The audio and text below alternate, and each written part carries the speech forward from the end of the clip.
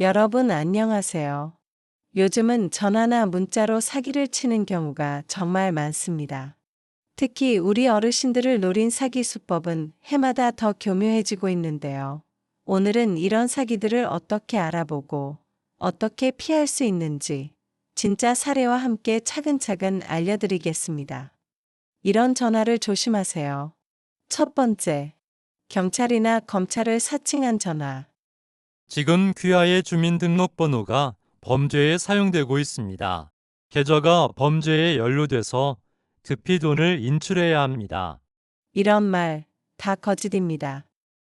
실제 사례입니다. 70대 할머니께 전화가 왔습니다. 검찰입니다. 누군가 어머님 이름으로 대출을 받았습니다. 수사 협조가 필요합니다. 놀란 할머니는 말하는 대로 돈을 인출해서 택배로 보내버렸습니다. 하지만 경찰이나 검찰은 절대로 전화로 이런 요청을 하지 않습니다. 계좌번호, 비밀번호, 통장, 카드를 전화로 요구하지 않습니다. 두 번째, 은행 직원을 사칭한 전화. 고객님의 카드가 도용됐습니다. 방문해서 카드 회수하겠습니다. 이것도 사기입니다. 은행 직원은 집으로 찾아오지 않습니다. 현금, 카드, 비밀번호를 요구하면 무조건 사기입니다. 예방법. 의심되면 직접 은행 대표 번호로 다시 전화하세요. 카드, 통장, 신분증은 절대 누구에게도 주지 마세요. 조사 필요하다, 회수하겠다 는 말에 넘어가지 마세요. 실물 카드나 신분증 요구 100% 사기입니다. 생각할 시간 좀 주세요. 라고 말하기. 사기꾼은 시간을 안 주고 지금 당장 해야 한다. 고 재촉합니다. 반드시 생각 좀 해볼게요. 하고 시간을 끌며 주변에 알리기만 해도 대부분 막을 수 있습니다. 그리고 이런 전화 받으면 바로 자녀에게 물어보자 는 습관을 들이면 좋습니다. 세 번째, 가족을 사칭한 전화. 나야, 휴대폰 고장났어. 급히 돈 좀 보내줘. 자식, 손주를 사칭해서 돈을 요구하는 전형적인 수법입니다. 놀라고 걱정되게 만든 다음 판단할 틈 없이 돈을 보내게 하죠. 실제 사례입니다. 80세 할아버지께 손자라는 남자에게 전화가 왔습니다. 휴대폰 고장났고 급히 수술비가 필요해요. 울먹이는 소리에 속아 돈을 보냈는데 알고 보니 전혀 모르는 사람이었습니다. 예방법. 항상 먼저 전화를 끊고 내가 알고 있는 번호로 직접 다시 전화해서 확인하셔야 합니다. 사기꾼들은 휴대폰 고장 나서 이 번호로 걸었어 하면서 낯선 번호로 전화를 걸어요. 그리고 우리가 걱정돼서 먼저 준호야. 이렇게 이름을 말하게 만들죠. 그럼 사기꾼이 바로 그래, 나 준호야 하면서 진짜인 척 연기를 해요. 그래서 반드시 내가 직접 저장해 놓은 번호로 다시 전화해서 확인하는 게 제일 안전합니다. 가족 간 비상 질문 하나 정해두세요. 예를 들어, 우리 가족 강아지 이름이 뭐였더라? 자식이나 손주인 척해도 이 질문에 못 대답하면 의심해야 합니다. 이처럼 전화를 이용한 사기 수법은 정말 다양하고 치밀합니다. 그런데 요즘은 전화를 넘어서 문자 한 통으로도 우리를 속이려는 경우가 많습니다.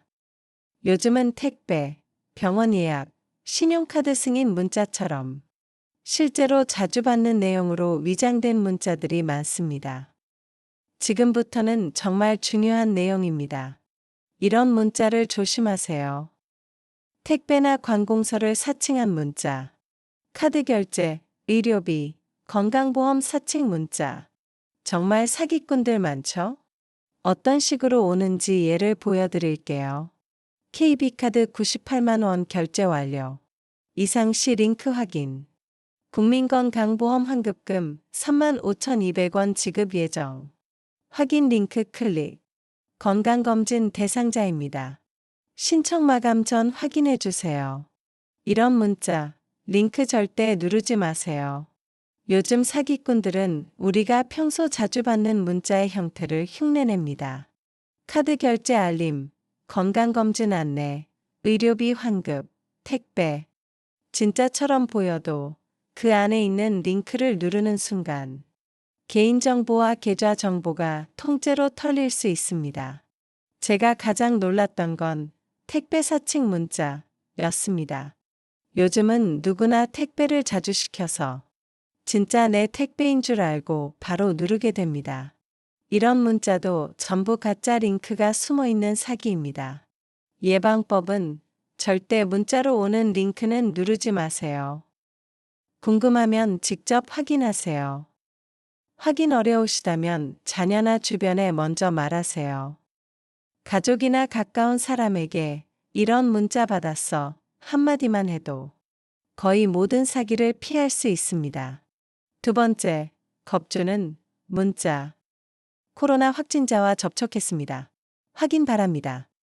중요 등기가 반송되었습니다.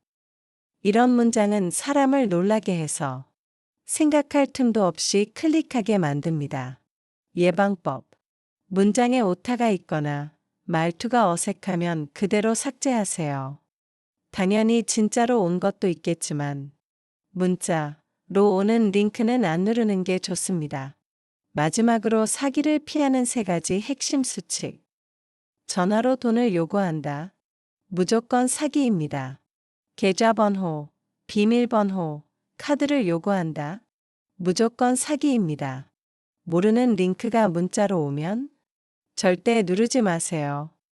이 3가지만 기억해도 전체 사기의 90% 이상을 막을 수 있습니다. 사기꾼들은 정말 똑똑하고 교묘합니다. 이젠 목소리도 따라하고 카드 문자, 병원 안내 문자까지 흉내냅니다. 하지만 우리가 차분하게 생각하고 가족과 함께 대비한다면 어떤 사기도 충분히 막을 수 있습니다. 여러분 모두 안전하시고 늘 평안하시길 바랍니다. 감사합니다.